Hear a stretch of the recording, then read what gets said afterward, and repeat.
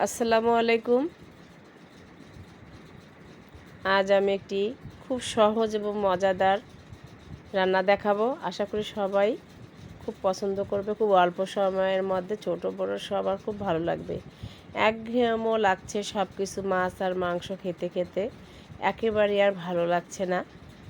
তাই ভাবলাম আজকে খুব সহজ একটি রান্না করব যাতে সবার খুব ভালো লাগে।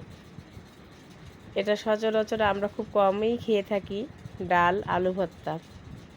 তাই আমি ভাবলাম আজকে তাই করব, ঝটপট রান্না করব ডালের সঙ্গে আলু ভর্তা। দেখেন তো কেমন হয়েছে। আমার তো ভীষণ ভালো লাগছে, মনে হচ্ছে এখনই সব কিছু খেয়ে ফেলি।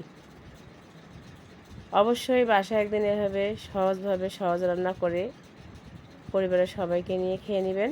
আশা করছি ভিডিওটা সবারই ভালো লেগেছে। আর আমার ভিডিওটা যদি ভালো লেগে থাকে লাইক কমেন্ট শেয়ার করবেন এরকম সহজভাবে রান্না দেখার জন্য।